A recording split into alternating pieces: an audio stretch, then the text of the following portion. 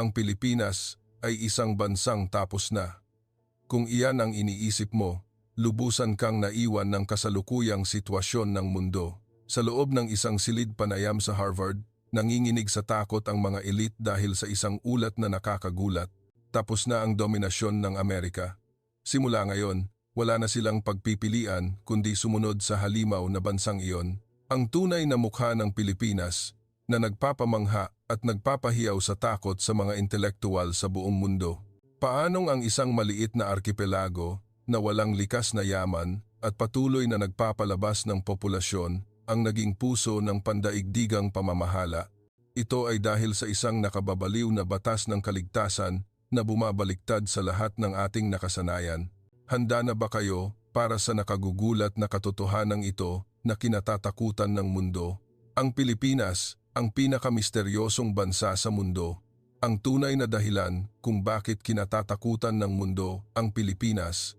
Sa 2025, ang hinaharap ay hindi na isang maliwanag na pangako. Pinalitan na ng artificial intelligence ang mga tao at nawalan na ng pag-asa ang mga kabataan. Ang growth rate ay huminto at ang teknolohiya ay nasa saturation state. Sa silid panayam ng international politics sa Harvard University, dahan-dahang nagsimulang magsalita si Professor Collins Johnson. Mayroon daw isang misteryosong bansa, hindi ba? Isang bansa lang ang tumanggi sa batas na iyon. Dumilim ang ilaw at umilaw ang screen. Isang bandila ang dahan-dahang lumitaw, Pilipinas. Natahimik ang silid panayam. Sa sandaling iyon, isang katahimikan na tumagal ng 10 segundo ang bumalot sa 150 mag-aaral. Muling umalingaw-ngaw ang boses ng propesor. Ito ay hindi isang himala, ito ay isang ugali lamang na may pangalang Pilipinas. At ngayon nagtatanong ang internasyonal na komunidad, paano binaligtad ng isang maliit na arkipelago ang pandaigdigang kaayusan? Ngayon, pasukin natin ang nakakamanghang eksenang iyon. Simulan na natin kaagad ang nakakagulat na balita na nagmula sa Amerika. May isang bansa na hindi dapat umiral. Normal lang na mawala ito, parehong sa aspetong geopolitical at historical. Ngunit ngayon, hawak ng bansang iyon ang puso ng pandaigdigang ekonomiya at hindi iikot ang mundo kung wala ito. Kumusta? Ako si Collins Johnson. Matagal na akong nag-aaral ng mga superpower at nagsuri ng mga bansang dominado sa Harvard. Ngunit binaligtad ng isang maliit na arkipelagong ito ang lahat ng aking equation. Ito ang Pilipinas. Ngayon, ipapakita ko sa inyo ang hindi pangkaraniwang paradox na iyon. Kamakailan, nagbigay ako ng espesyal na panayam sa Harvard International Politics Department. Pagpasok ko pa lang sa silid panayam, nagulat ako. Mahigit 100 estudyante ang nagpuno hanggang sa pasilyo. Ito ay higit sa doble ng karaniwang bilang ng mga dumadalo. Direkta akong nagtanong, alam ba ninyo ang nagwagi ng Nobel Prize sa Economics noong nakaraang taon? Ilang tao ang tumango. Inilagay ko ang kanyang litrato sa screen. Nag-aral siya ng isang bagay lang sa buong buhay niya. Bakit nagtatagumpay ang isang bansa at bakit nabibigo ang isa? Sinuri niya ang lahat ng bansa sa mundo at isang bansa lang ang pinangalanan niya. Ibinahagi ko ng malakas. Ang bansang sinabi niya ay ang Pilipinas. Natahimik ang silid panayam at malaki kong isinulat sa pisara, 3 katangian ng mga Pilipino. Sabay-sabay na kinuha ng mga estudyante ang kanilang mga panulat. Isinulat ko ang una, ang pinakamatalino at, kasabay nito, ang pinakamasipag na lahi sa mundo. Nagtaas ng kamay si Marie, isang estudyanteng Pranses. Sa tanong kung hindi ba iyon exaggeration, dahan-dahan kong ipinakita ang datos. Global English Proficiency Test, kabilang sa nangunguna sa Asia. Nag-ingay ang mga estudyante, ngunit hindi pa ito tapos. Ang ganitong katalinuhan ay kasabay ng pagiging isa sa mga lahi na may pinakamalaking pagpupunyagi sa edukasyon. Ang literacy rate ay halos 100%, kahit sa ilalim ng kolonisasyon na itatag ang pundasyon ng edukasyon. Ipinakita ko ang datos ng mga nagtapos sa kolehiyo. Karamihan sa populasyon ay mayroong mataas na edukasyon. Nagpakita ng pagkamangha si James, isang estudyanteng Ingles. Nagpatuloy ako, ngunit hindi pa ito ang lahat. Tingnan ninyo ang pangalawang katangian. Isinulat ko sa pisara, ang lahing, mabilis sumipsip sa bagong teknolohiya at agad itong itinataas sa antas ng sining ng paggawa. Tumango si Lee, isang estudyanteng Chino. Huminto ako sandali at ipinakita ang datos ng BPO at Seafaring. BPO, nangingibabaw na, bansang nagbibigay serbisyo. Malaking ipinakita ko ang numero. Hawak ng Pilipinas ang halos 40% ng pandaigdigang seafarers. Sumigaw ang mga estudyante. Agad kong idinagdag ang datos tungkol sa healthcare at skilled workers sa buong mundo. Global OFW. Tinatayang 10 milyong ambassadors of skill sa buong mundo. Ito ay hindi angkop sa pangalan ng paggawa lamang. Ito ay pagtitiwala, buong paninindigan kong sinabi. Ito ang kapangyarihan ng ating mga tao. Ang pinaka-nakakatakot ay ang pangatlo, mahina kong sinabi. Mabilis na nagkakaisa sa gitna ng krisis at malulutas ang problema ng may kaayusan. Nagpakita ng pagdududa si Brad, isang estudyanteng Amerikano. Ipinakita ko ang datos tungkol sa Super Typhoon Haiyan noong 2013. Pamilyar ba kayo sa insidenteng ito? Halos lahat ay tumango. Noong 2013, nagdusa ang Pilipinas ng matinding pinsala. Inaasahan ng mga eksperto sa buong mundo na babagsak ang ekonomiya at magkakaroon ng kaguluhan ang lipunan. Huminto ako sandali at sinabi, ngunit namangha ang mga Pilipino sa buong mundo. Natahimik ang silid panayam at ipinakita ko ang mga litrato ng mga lugar na nasalanta noong panahong iyon. Walang malawakang pagnanakaw o gulo. Tanging mga taong tahimik na nakapila para sa relief goods. Ang mga taong nawalan ng sariling tahanan ay tumutulong pa rin sa iba. Ipinunto ko, ang mga taong karaniwang mahinhin ay nagpakita ng nakakagulat na kaayusan at pagkakaisa nang dumating ang krisis. Ito ang bayanihan at kolektibong pagbangon. Pinuri ng mga foreign media ang tanawin na ito. Ipinakita ko ang isang sipi mula sa isang artikulo. Ang pagtitiis at malasakit ng mga Pilipino ay isa sa pinakamarangal na tanawin sa kasaysayan ng sangkatauhan. Nagtaas muli ng kamay si Marie, ang estudyanteng Pranses. Profesor, ano ang mangyayari kapag nagsama-sama ang tatlong ito? Ngumiti ako. Iyan mismo ang tanong. Dahan-dahan kong sinulyapan ang mga estudyante. Kung ang isang lahi na matalino at masipag ay nagtataas ng teknolohiya sa antas ng sining at nagkakaisa upang malutas ang problema sa tuwing may krisis, ang bansang iyon ay hinding-hindi magigiba. Ang Pilipinas ay ang formula ng immortalidad. Nagtanong si James, ang estudyanteng Ingles. Ngunit ang Pilipinas ay walang likas na yaman at maraming natural na kalamidad, hindi ba? Tumango ako sa tanong na iyon. Tama. Halos walang likas na yaman, taon-taon dumarating ang mga lindol at bagyo. Ngunit ang mga tao mismo sa Pilipinas, ang likas na yaman, ang bawat mamamayan ay isang sandata at ito ang bansa na may pinakamataas na kalidad ng human resources sa mundo. Ipinakita ko ang sunod-sunod na datos, bilang ng mga certified professionals sa buong mundo, pinakamataas sa Asia, global competitiveness sa human capital, kabilang sa nangunguna, mga pamilyang OFW, ang gulugod ng ekonomiya. Ipinunto ko, lahat ng ito ay nagmumula sa mga tao. Isang estudyanteng Chino ang sumigaw, pero hindi pa rin sila mananalo sa China sa laki. Umiling ako sa sinabi niya. Iba ang laki sa density. Ang buong populasyon ng Pilipinas ay may mataas na density ng talento. Ibang-iba ang pagkakaroon ng ilang talento sa 1 bilyong tao kaysa sa pagkakaroon ng 100 milyong tao na lahat ay may antas ng kakayahan. Tumango ang mga estudyante. Nagbigay ako ng huling tanong, mga kaibigan, bakit kaya nag-umpisa ang ganitong lahi? Ang sagot ay nasa kasaysayan. Maraming beses na humarap ang Pilipinas sa banta ng pagkawala, ngunit nanatili silang buhay, kolonisasyon, digmaan, pangingibabaw ng diktadurya, at pagbangon mula sa kahirapan.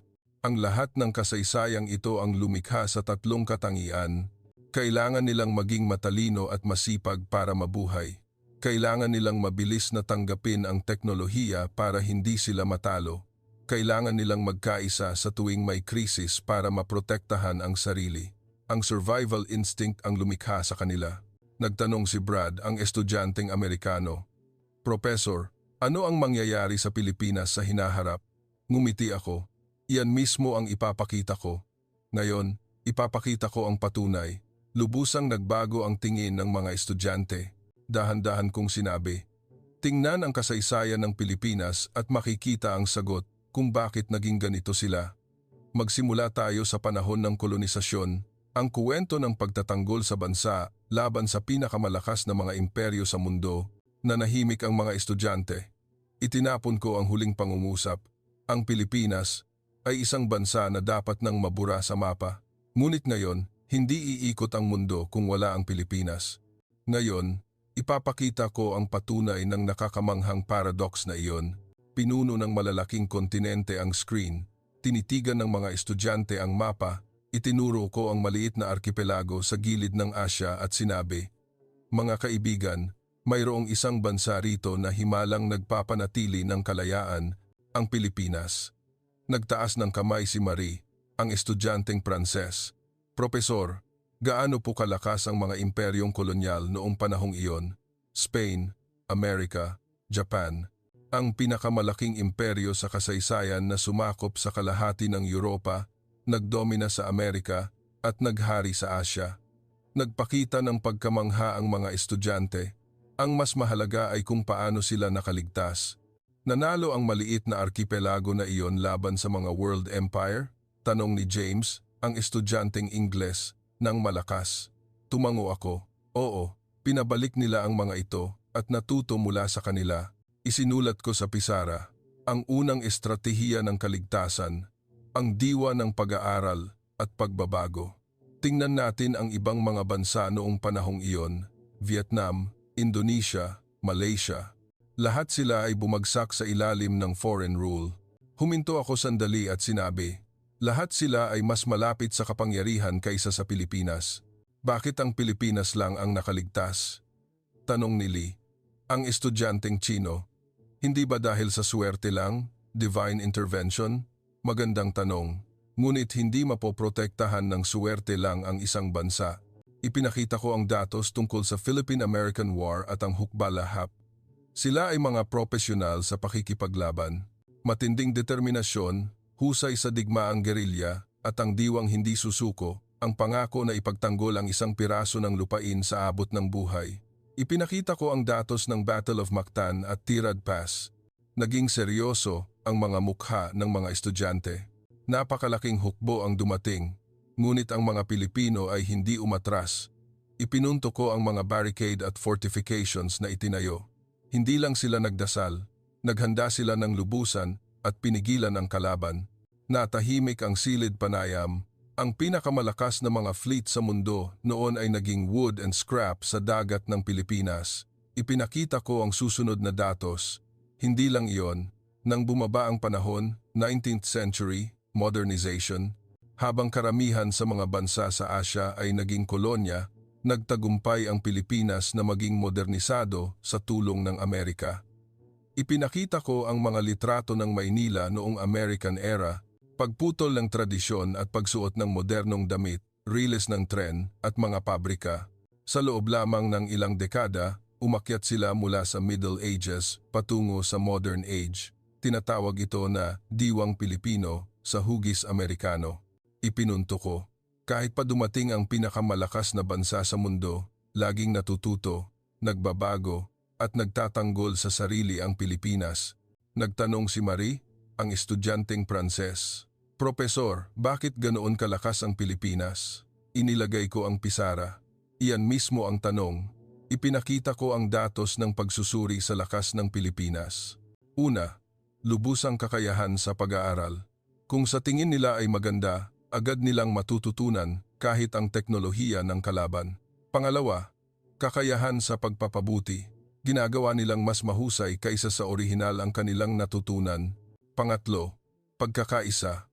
Nagpapakita sila ng nakakagulat na pagkakaisa kapag nakataya ang kapalaran ng bansa. Sabi ni Brad, ang estudyanteng Amerikano, Professor, hindi ba iyan lumang kwento na? Umiling ako, DNA. Ang DNA na iyon ay buhay ngayon sa call centers ng BPO, global innovation ng mga inhinyero, at volunteerism sa panahon ng kalamidad. Si Sato, ang estudyanteng Pilipino, ay nakaupo ng parang walang kumpiyansa. Tiningnan ko siya at ngumiti ng bahagya. Sato, hindi lang suwerte ang mga ninuno mo. Nagpatuloy ako sa kwento. Ngayon, ang diaspora era, ang bansa na lumikha ng isang pandaigdigang footprint sa kabila ng panloob na kaguluhan. Ngayon, ipakita natin ang patunay ng kultura at human capital. Nananahimik na naghihintay ang mga estudyante. Sabi ko, sisimulan ko ang kwento ng OFW at Pinoy ingenuity. Interesado ang mga estudyante. Malaki kong isinulat ang numero sa pisara, 260 bansa at teritoryo. Tiningnan ng mga estudyante ang numero. Bihira sa kasaysayan ng mundo ang ganitong kalawak na presensya sa buong mundo nang walang conquest. Ipinakita ko ang mga litrato ng mga OFW sa buong mundo. Noong panahong iyon, ang Pilipino ay ang isa sa pinakamalaking source ng human capital. Tumingin ako sa mga estudyante at nagtanong, alam ba ninyo ang global remittance ng Pilipinas? Ilang estudyante ang umiling. Dahan-dahan kong sinabi, nangunguna sa Asya, ang pamilya bilang pundasyon at ang mga paaralan bilang sentro ng komunidad ay matatagpuan sa buong bansa. Hindi lang ang mga mayayaman ang may edukasyon, pati ang mga magsasaka at manggagawa ay natutong bumasa at sumulat. Ipinunto ko, ito ang dahilan kung bakit posible ang mabilis na modernization sa pamamagitan ng service economy. Dahil ang lahat ng mamamayan ay may pangunahing kaalaman. Nagpahayag ng paghanga si James, ang estudyanteng Ingles. Ang Pilipinas ay talagang isang kamangha-manghang bansa. Tumango ako ng nakangiti. Mayroon na ring obsession sa kasanayan. Tingnan ninyo ang Pinoy ingenuity. Ipinakita ko ang mga video ng jeepney at tricycle. Gumagalaw lang sa pamamagitan ng mga simpleng mekanismo, nagdadala ng mga pasahero at bumabalik. Nagulat ang mga estudyante. Ito ang ninuno ng modernong logistics at adaptive engineering. Ang kaluluwa ng Pilipino sa paggawa ay natapos na daan-daang taon na ang nakalipas. Nagtaas ng kamay si Marie, ang estudyanteng Pranses, at nagtanong, Profesor, bakit hindi ginamit ang skill na iyon sa digmaan? Sumagot ako, dahil hindi na kailangan. Ang Pilipinas ay nagtayo ng panloob na paglago at nagpahinog ng kultura dahil sa kapayapaan, ang kasanayan ay naging sining. Muli akong sumulat sa pisara, ginawa ng kapayapaan ang kasanayan na sining at ginawa ng sining ang kasanayan na muling bumangon. Ngayon, lumipat tayo sa contemporary era. Gusto ba ninyong makita kung paano bumangon ang Pilipinas mula sa digmaan at krisis? Lubusang nagbago ang tingin ng mga estudyante. Dahan-dahan kong sinabi, noong 1945, natapos ang digmaan at ang Maynila ay isang bundok ng abo, ngunit muling bumangon ang mga Pilipino. Ngayon, ipapakita ko ang kuwentong iyon. Ipinakita ko ang isang litrato sa screen. Maynila noong 1945. Walang katapusan ang nasusunog na lupa, nawala ang mga gusali at ang lahat. Natahimik ang mga estudyante. 1945. Iyan ang itsura ng Maynila noon. Ipinakita ko ang iba pang mga litrato. Tarlac, Bataan, Cebu. Pareho ang lahat. Nasira ang mga pasilidad ng industriya, walang pagkain, at nasa bingit ng pagkawala ng pag-asa ang mga tao. Ipinakita ko ang datos ng World Bank upang ipakita kung gaano kahirap ang sitwasyon ng ekonomiya ng Pilipinas noon. Sinabi ng mundo na aabutin ng ilang dekada bago bumangon ang Pilipinas. Huminto ako sandali at sinabi, ngunit ano ang nangyari sa Pilipinas? Ipinakita ko ang graph ng paglago ng ekonomiya. Mabilis na tumataas na linya mula 1950s, 1960s, ginawa ng Hapon, Korea, at EBP. Sa loob lamang ng 20 taon, nakamit ng Pilipinas ang isang himalang pagbangon. Tinatawag itong Golden Era of the Philippines. Sumigaw ang mga estudyante ng may paghanga. Paano naging posible iyon? Malaki kong isinulat sa pisara. Kasipagan, edukasyon, at pagpapabuti. Hindi lang nagtrabaho ang mga Pilipino, patuloy silang nag-iisip kung paano ito gagawing mas mahusay kahit kaunti lang kaysa noong kahapon. Ang Made in the Philippines ay orihinal na kasing kahulugan ng mura, ngunit mabilis itong naging patunay ng pinakamataas na kalidad sa mundo. Ipinakita ko ang isang video ng isang call center at global deployment ng mga Pilipinong manggagawa, walang aksaya, lubusang pamamahala sa kalidad ng serbisyo. Ito ang pagmamanupaktura ng serbisyo na nangibabaw sa mundo.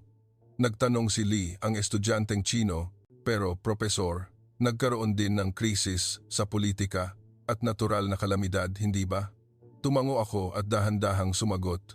Oo, maraming pagsubok ang naranasan ng Pilipinas. Ngunit dito nangyayari ang nakakamanghang paradox.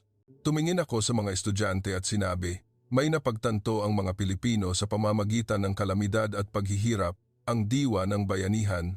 Hindi lang ang sarili ang maililigtas, kundi ang pagtutulungan. Muli kong binanggit ang kwento ng Super Typhoon Yolanda. Ang dahilan kung bakit walang naganap na kaguluhan sa gitna ng chaos ay dahil sa empatiya na naroroon sa buong lipunan, ang pagdamdam sa sakit ng iba bilang sariling sakit. Ipinunto ko ng mariin, sinaktan ng kalamidad ang Pilipinas, ngunit sabay nito pinagtibay ang bayanihan ng mga Pilipino. Ito ang isa sa mga dahilan kung bakit iginagalang at kinatatakutan ng mundo ang Pilipinas. Hindi magigiba ang mga taong ito kahit anong mangyari. Nakita kong bahagyang tumuwid ng upo si Sato, ang estudyanteng Pilipino. Tiningnan ko siya at bahagyang tumango. Ngayon, ang modern era. Ipakita ko sa inyo kung nasaan ang Pilipinas ngayon. BPO, Human Resources, Maritime, Content, Entertainment.